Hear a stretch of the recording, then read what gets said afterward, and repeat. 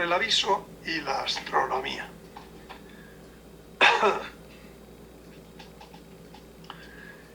¿Qué opina sobre las previsiones de Gilles Broussard y Alexander Bachmann acerca del paso de un astro que denominan Planeta 7X a finales del próximo mes de marzo? Bueno, esto es algo que también está en internet, en YouTube, y bueno, pues yo voy a decirles un poco, bueno, yo siempre para responder, en vez de decir, oye, pues opino que bien, opino que mal, yo les doy el fundamento de mis opiniones para que ustedes formen la suya y la mejoren si quieren, o sea, pero siempre partiendo de fundamentos. Entonces, yo voy a hacer una pequeña síntesis aquí sobre el astro del aviso, que tengo la intención de mejorarla y probablemente sacarla en un vídeo individual dentro de un poco de tiempo a YouTube. El momento creo que es una vez que pase y se tenga la oportunidad de comprobar si este paso, que creo que lo pone el 21 de marzo, pues es tal o no es tal, ¿no? Pero que a estas horas ya, claro, yo creo que ya está muy claro que ya no va a ser paso. Pero de todos modos voy a hablar de esta primera síntesis sobre el astro del aviso. Desde el punto de vista orbital, hay que considerar de la órbita del aviso, y por tanto, hablando de la órbita del aviso, estoy hablando de si va a ser en marzo o en noviembre del año que viene o dentro de N años, me da igual, estoy hablando de la órbita. Primero hay que hablar qué datos proféticos existen sobre esa órbita. Datos proféticos básicamente en la Sagrada Escritura. Segundo, qué condicionantes gravitatorios existen para que se pueda dar la órbita que dice los datos proféticos. Tercero, qué condicionantes temporales puede haber. Y cuarto, en qué sucesos históricos pasados semejantes nos podemos apoyar o orientar para poder finalmente entender un poco cómo será la órbita del astro del aviso. Pues empecemos con los datos proféticos que existen sobre la órbita del aviso. Los voy a resumir de un modo primero gráfico. El aviso, dice la Sagrada Escritura, el sexto sello, dice que el sol se puso negro.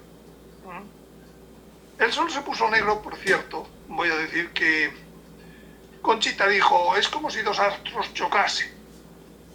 Bueno, cuando hay un eclipse de luna total, yo pregunto, ¿es como si dos astros chocasen? Visto desde nuestra... Y en un momento del choque aparece un halo, que parece que es el fruto del choque. Bueno, por tanto, yo tiendo a pensar que el ejemplo, porque nunca dijo va a ser así, dijo voy a poner un ejemplo. El ejemplo que dijo Conchita también se enmarca dentro de la palabra eclipse.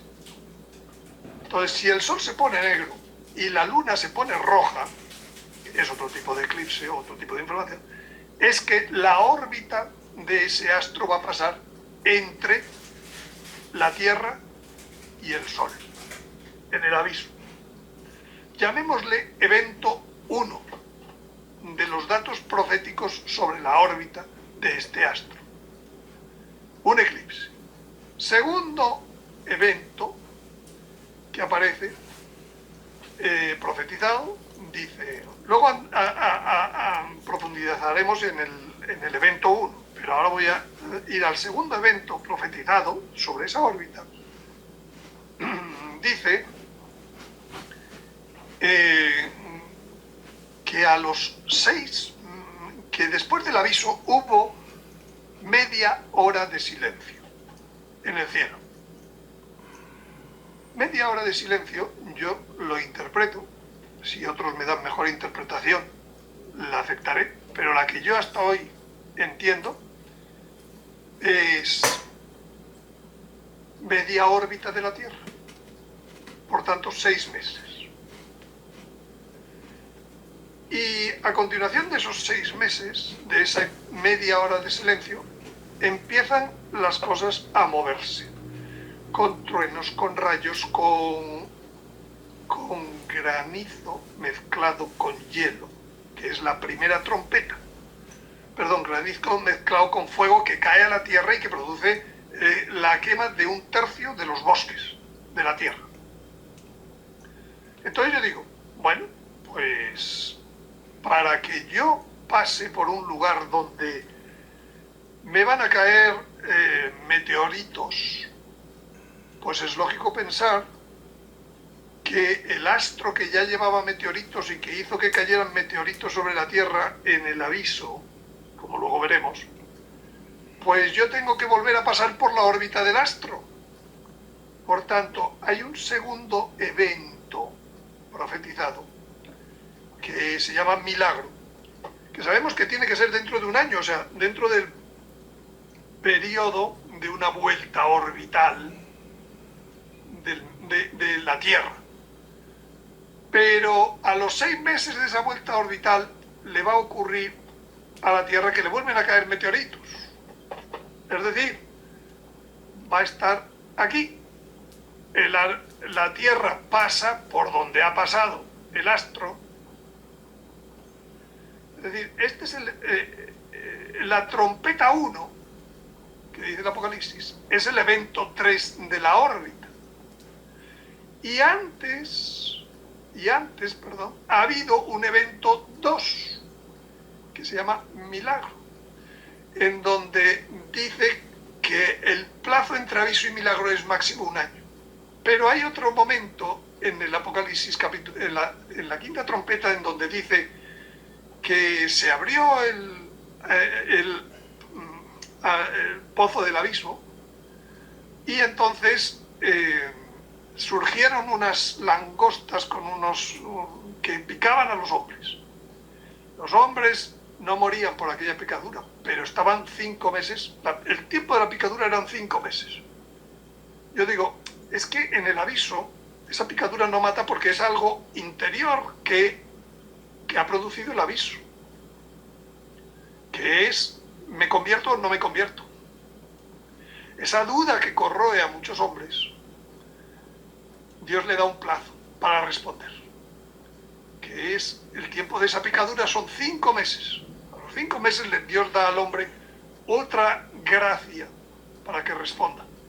Esa gracia se llama milagro. Por tanto, yo digo que la Tierra a los 5 meses está aquí y a los 6 meses está cayéndole meteoritos.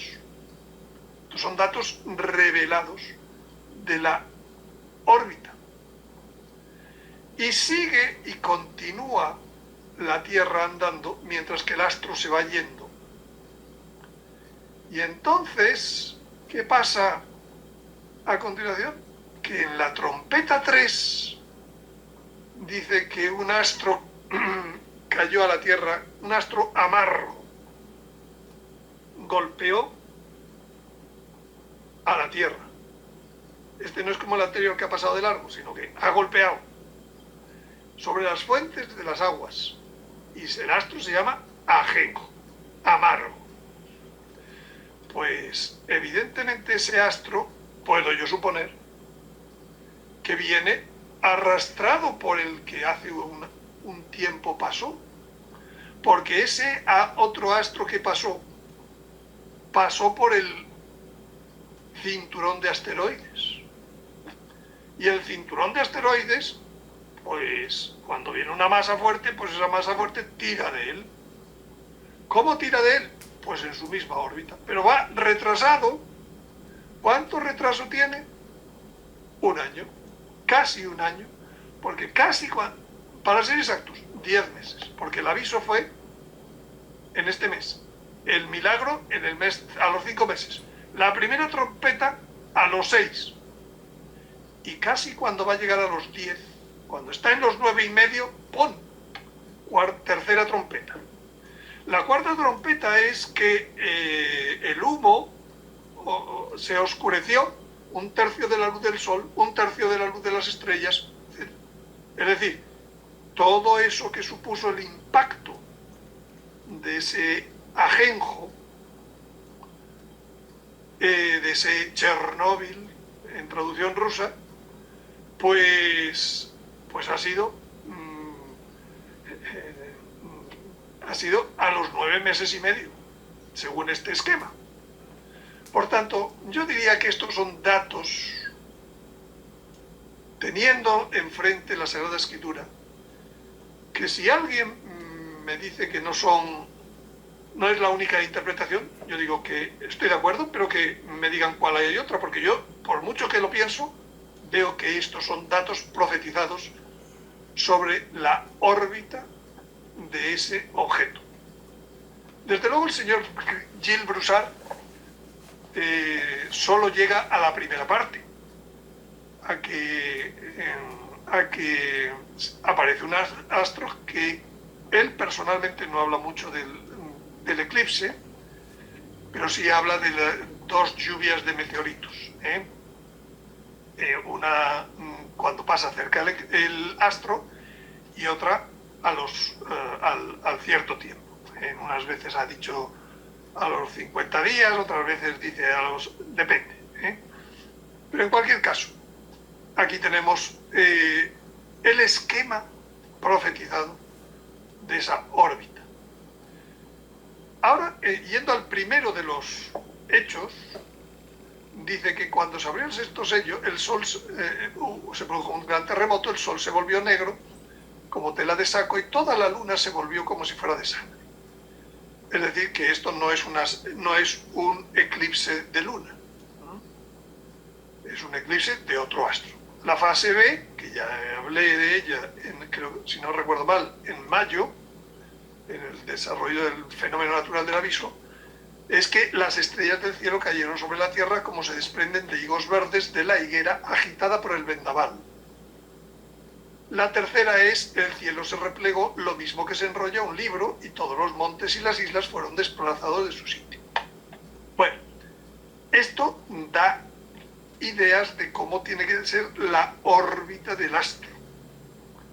Esto no está suficientemente considerado por Gilles Broussard en todo su trabajo.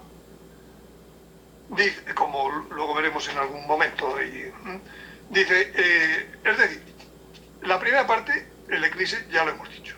La segunda parte es que hay una lluvia de meteoritos, como higos verdes.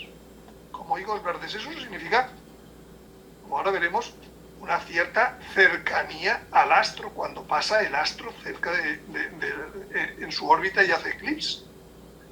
Porque si en vez de... porque ahora luego veremos cómo son las capas que rodean al astro. Lógicamente, cuanto más lejos de esa capa de detritos que siguen al astro, cuanto más lejos son más finos. Si a nosotros no nos están cayendo los más finos, sino que nos están cayendo los que son como higos verdes, pues ya nos estamos acercando más a esa capa de detritus. Por tanto, es una información sobre la órbita. Y la tercera información sobre la órbita es que la cosa tiene que pasar suficientemente cerca como para que haya un tirón de la Tierra, sobre el eje de la Tierra, que el cielo se repliegue, se enrolle como un libro y todos los montes y las islas fueron desplazados de su sitio, salieron de donde estamos, que es lo que siempre hemos hablado del vuelco de la Tierra. Por tanto, profundizando en el evento 1 de la órbita, hay que decir que no solo hace un eclipse, sino es un eclipse relativamente cercano. Esto es lo que dice el asunto. Este es el esquema que otras veces he puesto. ¿A qué llamo cercano? Pues no sé si es esta órbita, por ejemplo, que podría ser la de Venus, o puede ser mucho más cercano, o puede ser... Esto ya empezamos luego con las matemáticas. Y eso producirá... Aquí está lo que quería decirles con la cercanía que tiene que producirse cuando nos están cayendo pedruscos de tamaño medio. que voy a decir de otro modo, cuando ocurrió, porque Gilles Broussard siempre habla de que este astro fue el que produjo, creo que son 14 eventos a lo largo de la historia del hombre. Y entonces uno de ellos lo adjudica a las 3 horas de eclipse de nuestro Señor cuando murió. Pues en el Calvario nunca se habla de que cayeran higos verdes. Se habla de una densa niebla, de una oscuridad, aparte del propio eclipse, de una oscuridad que se palpaba, que se podía comer. Eso es lo que dicen los místicos. Por tanto, quiere decirse que en el Calvario, si fue este astro o el astro que fuera, pasó más lejos de lo que va a pasar este. Si fue otro astro, también puede ser que fuera más pequeño o más grande. En fin, el caso es que esta es la estructura de un astro que va con detritus, arrastrando detritus a su desorden. En el pasado yo propuse esta órbita que ya con los datos proféticos bien considerados, pues veo que no cumple. ¿Por qué no cumple? Si aquí, por ejemplo, pues sí que produce un eclipse. Después del eclipse el astro pasa y la Tierra pasa por donde y caen los meteoritos, y por tanto este arrastre pues puede producir el vuelco.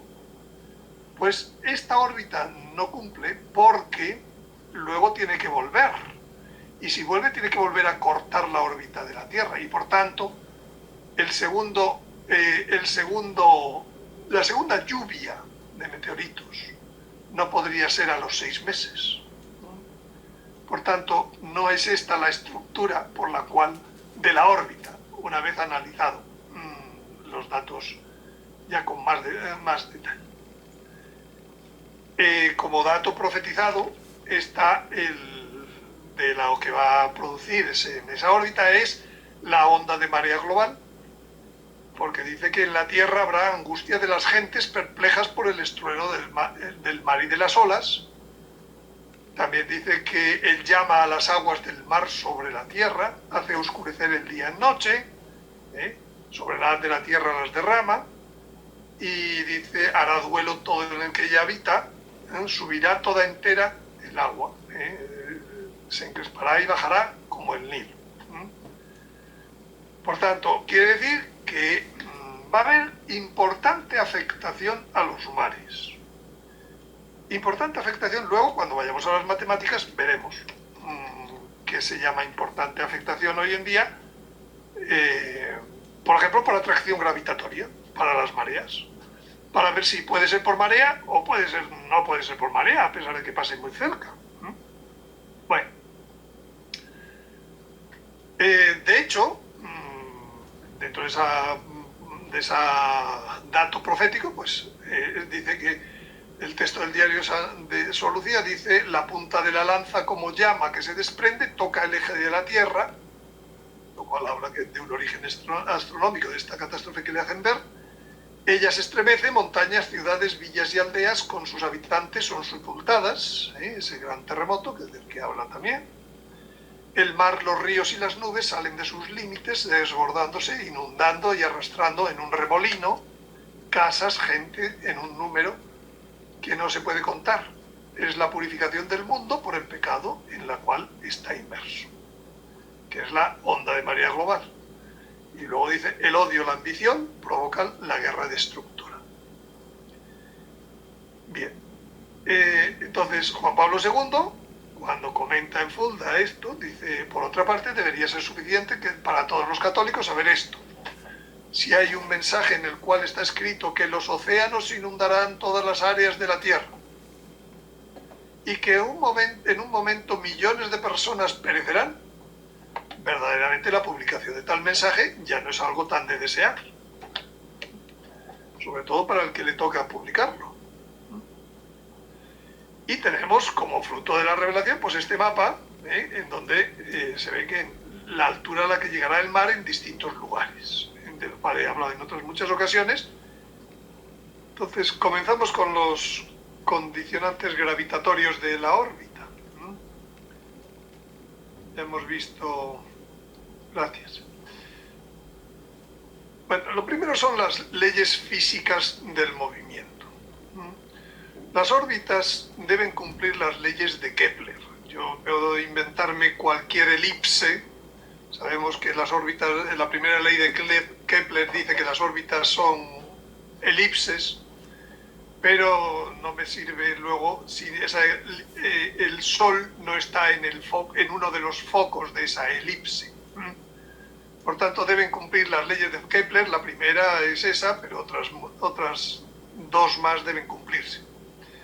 Y una órbita se describe por varios parámetros de su movimiento, como es el semieje de la elipse. Aquí están todos, por ejemplo, de un programa en donde he puesto precisamente los parámetros que en principio son los que ha puesto Gilles Broussard, aunque él no los ha publicado, pero otras personas los han deducido de los gráficos que ellos han hecho, y desde luego se ajustan bastante bien a las órbitas que dice, que presenta en buenas partes de gráficos Gilles Broussard.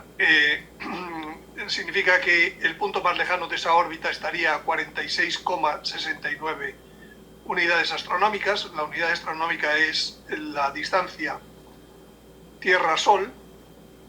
Esto aproximadamente, para que se hagan una idea, es algo más allá, no mucho más allá de la órbita de Plutón, no mucho más allá, pero sería entonces con una excentricidad, que este es el valor que le dan Gilles Broussard, una inclinación, un nodo ascendente y una longitud de perihelio. Y la representación en este momento es el número de días. El número de días son en años, el periodo está en años, y aquí en este en concreto sería la fecha juliana por la que va a estar en esta posición, que sería muy cercana ya al perihelio. Perihelio es la zona más cercana al Sol. Bueno, todos estos son datos técnicos, como ustedes quieran, que al final lo que quiero decir es que ya tengo a estas horas estudiado bastante la propia órbita. Estos son ejemplos de órbitas, con elipses pues más elongadas, elipses menos elongadas. La órbita del Halley, pues estaría, y la del Hyotech, son dos cometas pues conocidos, pues estaría en esta órbita del planeta 7X, estaría entre ambas en cuanto a lejanía, quizás un poquito más que el Halley. Bien, entonces fíjense, por ejemplo, cómo varía con este simulador que está en internet de órbitas. Fíjense cómo varía, para ver si sería posible en esta órbita que viene no de 50 unidades astronómicas, que son las que pone Gilles Broussard. Supongamos que viniera de 150, y aquí tendremos con los mismos parámetros, solo que viniera desde 50 unidades astronómicas ese objeto. Entonces la Tierra sería la órbita roja, y fíjense qué diferencia hay de apertura, simplemente sin cambiar ningún parámetro orbital, nada más que la distancia desde la que viene.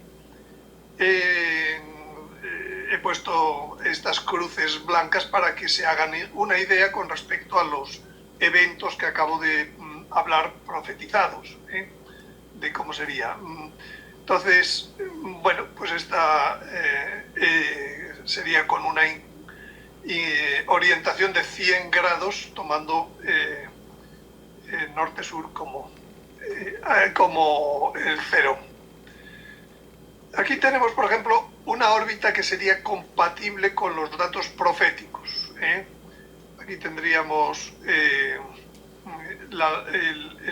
el momento juliano por el cual pasaría en el perihelio. Perihelio, la zona más cercana al Sol, pues de esta órbita, pues estaría por donde estoy marcando con el cursor ahora mismo. ¿eh? Y bueno, esta sería una órbita que sería compatible, no tiene la excentricidad que le da Gilles Broussard. Esta sería otra órbita compatible, como ven, variando simplemente uno de los parámetros de 90 a 100. Pero esta, si la Tierra la ponemos en el límite inferior de esta línea auxiliar blanca, pues esta órbita pasaría más lejana que la primera que he puesto como órbita compatible. Para que se hagan una idea de distancias, la Tierra está separada del Sol por una unidad astronómica o 150 millones de kilómetros. La órbita de Venus está separada de la Tierra 48 millones de kilómetros y la órbita de Mercurio está separada casi 80 y tantos, 90 millones de kilómetros. Por tanto, quiere decirse que esta órbita que he puesto aquí pues, estaría por lo menos cercana a entre 10 y 15 millones de kilómetros de la Tierra. Entonces, y aquí tenemos esta que se aproxima más hacia la órbita de Venus, estaría ya más hacia los 30 millones de kilómetros de la Tierra en el punto más cercano de la Tierra. Lo digo porque, claro, que caigan a la Tierra meteoritos de la primera pasada después del eclipse es más difícil cuanto más esta órbita se aproxima a la órbita de Venus, y es más fácil cuanto menos se aproxima o más se aproxima a la órbita de la Tierra, porque vamos a decir, esta órbita es compatible con los datos proféticos, esta también es compatible, pero es más difícil que caigan y esta, por ejemplo, sería incompatible, porque primero pasaríamos, no habría casi seguro que no hay eclipse, porque debemos tener en cuenta que la órbita blanca es una órbita muy rápida comparada, es el doble de rápida. En el tiempo que la Tierra dé una vuelta a su órbita, esta órbita va a hacer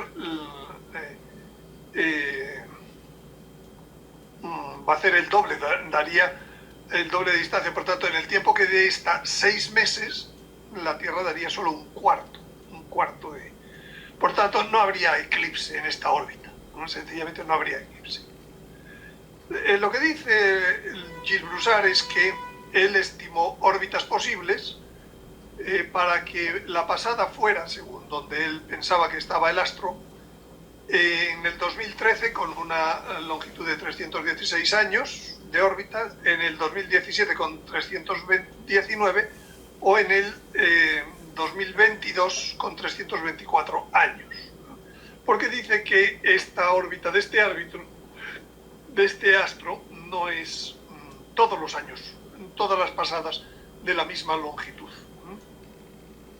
De hecho, dice que este astro golpeó al que había en el lugar donde hoy está el cinturón de asteroides, en una de esas pasadas cercanas a la Tierra, y entonces pues eso hizo que en el futuro su órbita, pues aunque en la misma dirección, pero que fue adquiriendo mayor longitud o distancia conforme fue pasando en distintas ocasiones. Todo esto quiere decir que también entonces hay que tener en cuenta la velocidad que un astro tiene conforme se acerca al Sol. Para que hagan una idea, esta tabla, la velocidad en kilómetros por segundo, aquí tienen que Neptuno es muy lento, está muy lejos, está tan solo a 5 kilómetros por segundo. Júpiter, sin embargo, ya llega a 13 kilómetros por segundo. La Tierra está a casi 30 kilómetros por segundo y Mercurio va a 48 kilómetros por segundo aproximadamente, para que nos hagamos una idea de cómo, para que un objeto que esté más cerca del Sol tiene que ser más rápido. Por tanto, esta órbita de este planeta va a pasar más rápido que la Tierra en el momento en que pasa dentro. ¿Cuánto de rápido? Pues para hacernos una idea, puedes hacer un cálculo de las velocidades medias y las distancias recorridas medias para tener una idea media de cuánto tarda de pasar desde la órbita de Neptuno a la órbita de Urano ese astro, según estos parámetros. Vemos que en el caso de pasar de la órbita de Neptuno a la órbita de Urano, tarda 16 años. De la órbita de Urano a la órbita de Saturno tarda 8, de la órbita de Saturno a la de Júpiter tarda 2, y de la órbita de Júpiter a la órbita de Marte tarda 1,14. Que en días está aquí, 416 días. Por tanto, desde Júpiter hasta Marte tarda 416 días. Desde Marte hasta la Tierra tarda solo 76. Desde la Tierra hasta Venus solo 32, etc. Hoy, 6 de febrero del 2021, pensando en las fechas que en otras ocasiones hemos hablado de aviso de hacia el 8 de noviembre del 2022, son 641 días. Así como Gilles Broussard piensa que podría ser la pasada en el 21 de marzo de este año, si ponemos los mismos parámetros orbitales para que pasara haciendo eclipse el día 8 de noviembre del año 22, faltarían 641 días, que aproximadamente significa que el astro estaría hoy 416 más 76 son aproximadamente 490, 510 en llegar a la Tierra. Está un poco más lejos de la órbita de Júpiter, pero no llega desde luego ni mucho menos a Saturno. Del orden, estamos a unos 520, 530, en fin, ahora mismo no tengo la cifra acumulada exacta, pero el astro ahora mismo habría de decirse que está un poco más allá de Júpiter, mientras que en el caso de Gilles Broussard él está pensando que este astro está ya encima a 40 días. A 40 días significa pues a la mitad del camino de Marte hacia aquí, lo cual es evidente que si hubiera un astro de cierto nivel de tamaño, pues a 40 días sería más que visible por los millones o los miles de astrónomos aficionados que todos los días pues miran al cielo. Más difícil, digamos que la distancia con instrumentos, para ver con instrumentos normales, es a la distancia de Júpiter. Por tanto, si está un poco más allá de Júpiter, puede entenderse que hoy todavía no se veía. Bien, la segunda cuestión no es ya hablando de velocidades y de formas de la órbita, sino de la posibilidad de que un astro pueda producir un eclipse, para lo cual pues es una geometría triangular muy sencilla, como ven aquí, que podemos decir que un astro, para que diera sombra sobre la Tierra, es decir, que produzca eclipse, pues depende de su tamaño, básicamente, y de su distancia a la Tierra.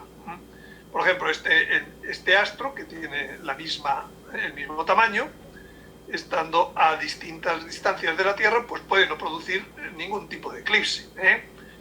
Depende de a qué distancia de la Tierra. Por tanto, depende a qué distancia, cuál es la órbita que estamos pensando por la que viene. Porque si lo ponemos a mucha distancia, o a una distancia, por ejemplo, a esta distancia daría eclipse. Pero pregunto, ¿llegarían los meteoritos o no llegarían los meteoritos? Son cosas que hay que ir evaluando a la hora de pensar. Aquí tenemos otro caso, un ejemplo. Si queremos que dé eclipse, tenemos que hacer más grande el astro para ponerlo a una determinada distancia. Entonces, esto es un triángulo normal y al final, pues, a eso, a su vez, hay que añadirle el dato de que el eclipse, en el caso de la muerte de nuestro Señor, se mantuvo durante 3 horas. Por tanto, la geometría un poco con más detalle para hacer un eclipse en el ecuador de la Tierra o en un punto de la Tierra, por ejemplo Jerusalén se movería en 3 horas, pues una distancia que serían 45 grados. Entonces, desde que el punto de sombra inicial deja de iluminar Jerusalén hasta que el punto de sombra final deja de iluminar Jerusalén, pues hay que contar a qué velocidad diferencial va la Tierra en un sentido y el astro en ese mismo sentido.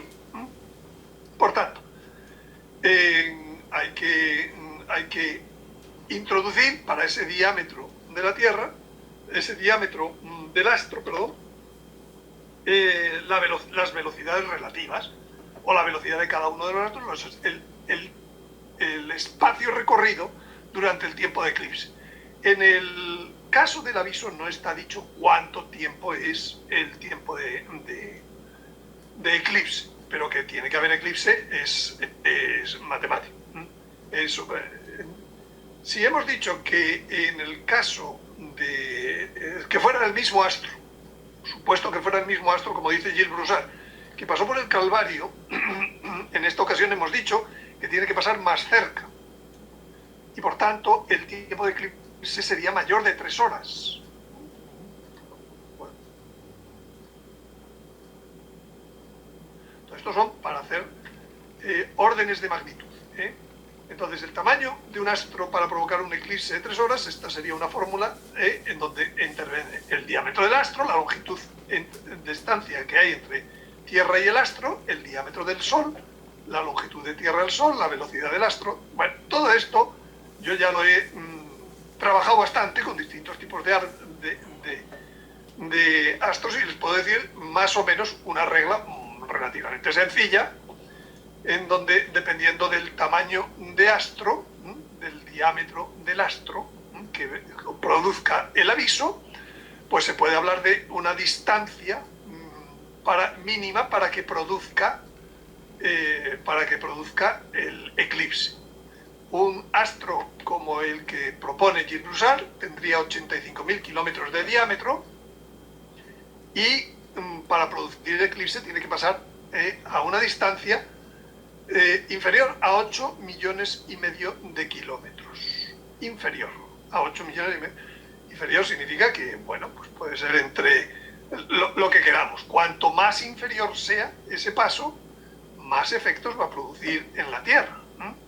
Pero si ponemos una órbita, fíjense que he dicho que la distancia con Venus son aproximadamente 42 millones de kilómetros. Por tanto, 8 millones de kilómetros es si no me equivoco, el 20%, en el mejor de los casos, de la distancia de aquí a Venus. Por tanto, hay que pensar, o podríamos pensar, siendo un astro de 85.000 kilómetros de diámetro, quiero decir, para que se hagan una idea, Júpiter es de 120.000 kilómetros de diámetro. La Tierra es de 12.000 kilómetros de diámetro. Venus es de cerca de 11.000 kilómetros de diámetro, para que nos hagamos una idea en qué parámetros nos estamos moviendo. Cuando se propone un astro de 85.000 kilómetros de diámetro, estamos hablando de 3/4 partes de Júpiter. Que pasen a 8 millones de kilómetros, pues es realmente cerca para el tamaño de astro que pase. Y sabemos que tiene que pasar aún más cerca, ¿no? Pero bueno, con todo esto, ¿y esto para qué nos sirve? Pues para ahora también calcular si bastaría con esta cercanía de este astro para atraer una marea que pudiera explicar todo el fenómeno de los mares, de la atracción de los mares sin necesidad de vuelco. Vamos a ver. Bueno, aquí tienen, por ejemplo, donde Gilles Broussard cómo ha deducido él la distancia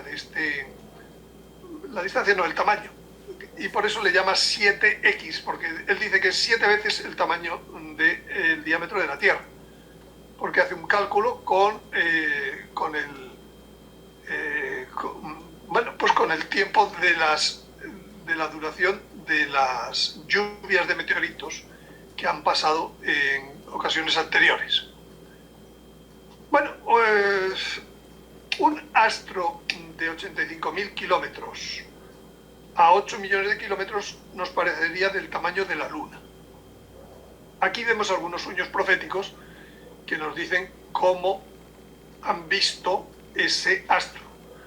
Pueden verlo más dentro de un sueño más lejos o más cerca, pero se ve que, evidentemente, se ve que hay tamaños que son muy superiores a la Luna. Si pasara a la distancia de la Luna, sería 50 veces mayor que el diámetro que vemos en luna llena. 50 veces mayor, puesto que es medio grado aproximadamente la Luna, pues estamos hablando de 25 grados en el horizonte. Sería el tamaño de este astro. 25 grados es todavía algo más grande que este que dice Badajoz. Sería un poco más grande todavía 25 grados. Eso quiere decir, ahora, si pasara a la distancia de la Luna, pues sería realmente una distancia muy cercana y desde luego se podrían producir todos los fenómenos que están profetizados, ¿no? Bien. En cualquier caso, el tema del tamaño, para que se hagan una idea, pues por ejemplo, en una órbita lo veríamos, por ejemplo, en una órbita que fuera a pasar hacia el día 10-12 de noviembre, pues el día 25 de octubre lo veríamos pues, de este tamaño, ¿no? El día 3 de noviembre, ¿no? Es decir, 5 días antes todavía lo veríamos así, el 8 de noviembre así, el 11 de noviembre así y el 12 de noviembre así. O sea, el tamaño, voy a decir, da un gran susto, ¿eh? En los últimos días la cercanía de ese astro. Lo veríamos aproximarse del lado contrario al Sol, ¿eh? Tal como se han dibujado estas órbitas, para finalmente, en el último día o en los últimos días, pasar desde la noche al día, ¿eh? Por tanto, estaría pues en la hora del atardecer. En la hora del atardecer lo veríamos tremendo, creciendo, y pasando pues de la noche al día, o del día, de la noche al día. Por tanto, eso es el amanecer, no es el atardecer. Bien,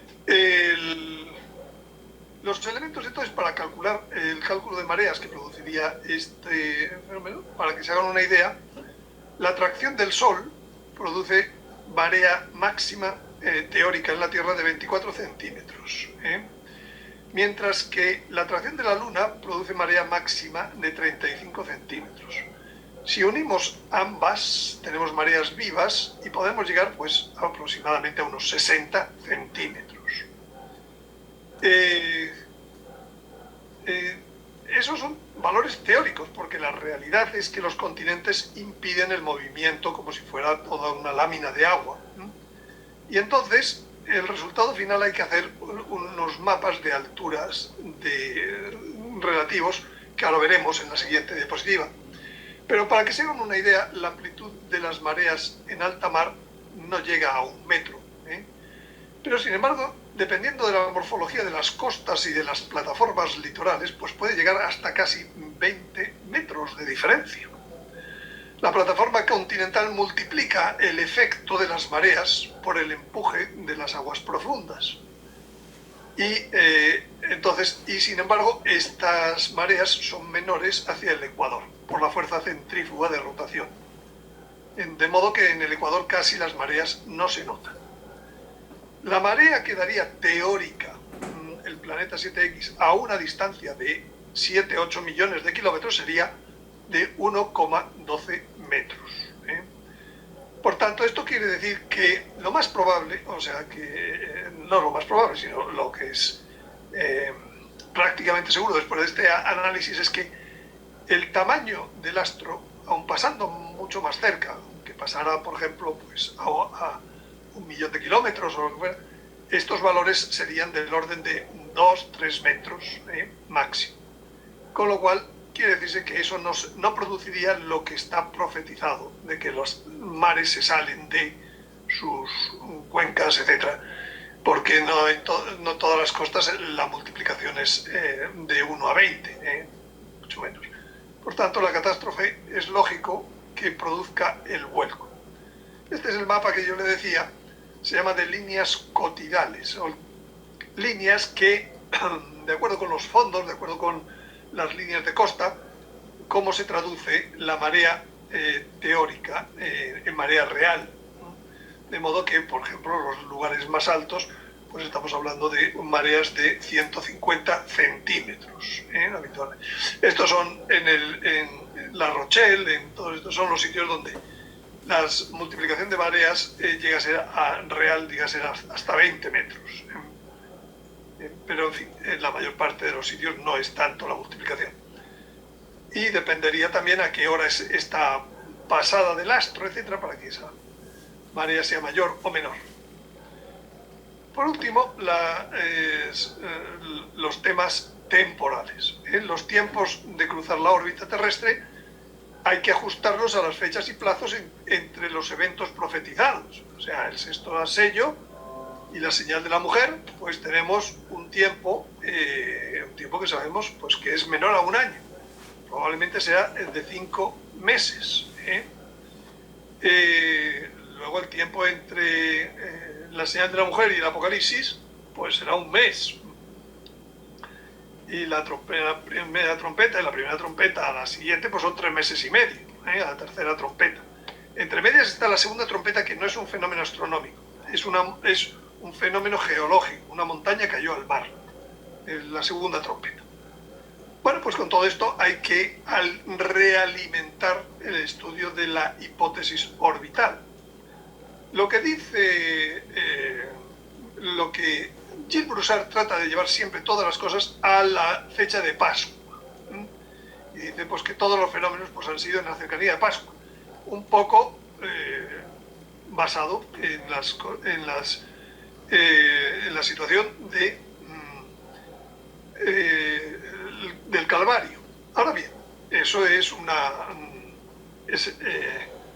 pues no es sostenible con respecto al aviso, de hecho, por eso él ahora está hablando del 21 de marzo para pasar, y dice que los gobiernos, pues 40 días antes, pues darán ya señales de alarma, etcétera, y que hablarán, y que todo eso. Bueno, pues todo esto yo creo que no es, esta es la órbita que él dice que será en la pasada del año 2021, y estamos hablando de que el encuentro es aquí, por tanto ya debía estar el 1 de marzo, fíjense donde pone y el día 1 de febrero, o sea que hoy en día ya estaría la Tierra pues por aquí, mientras que el astro estaría por aquí, lo cual que hoy en día no se vea desde la Tierra o no se haya detectado desde la Tierra un planeta de ese tamaño dentro de la órbita de la Tierra, pues parece pues muy difícil o imposible. Yo una de las cosas que he oído de Gilles Broussard es que si para el 2030 no ha ocurrido, que él entonces ya dejará de insistir en estas situaciones. Una de las cosas que dice es que cómo se perderá el campo magnético de la Tierra. Yo esto tengo que decir que no lo he estudiado a fondo, de modo que, pero dice que a estas horas pues ya se habría perdido el 80 al 95% del campo magnético de la Tierra, lo cual tampoco es cierto. De hecho, aquí tienen estas líneas de órbita que él traza. Es lo que yo veo que no es tan especialmente, él no tiene en absoluto en cuenta que son dos hechos ligados. El eclipse, el evento 1, con el de el silencio de media hora y posterior, que sería el evento 3. Por tanto, sus órbitas no se preocupan de hacer por aquí ningún efecto y todos los concentra pues en la salida del interior de la órbita de la Tierra, del astro. Y en concreto pues para Pascua, marzo-abril siempre, donde coloca todo. Lo cual yo creo que ahí está equivocado un poco por sus interpretaciones como protestante, muy radicales de lo que es el rapto, de lo que es la nueva, la semana, los 3 años y medio, etcétera, la segunda parte de la mitad de Daniel, etcétera. Por último, aquí tienen los sucesos históricos semejantes que hay que considerar a la hora de evaluar la órbita, ¿no? Él pone pues una cantidad tremenda, y en alguno de ellos se basa en algunas pruebas arqueológicas, en otros testimonios, etcétera. Lógicamente las más claras pues, son la del Calvario, las del día de Josué, que lo atribuye también a esto. Yo no lo veo tan claro, porque si la distancia fuera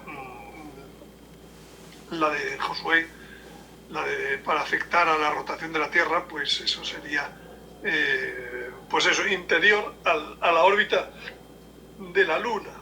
Yo no creo que sea ese el caso. Aquí están la tabla de los años.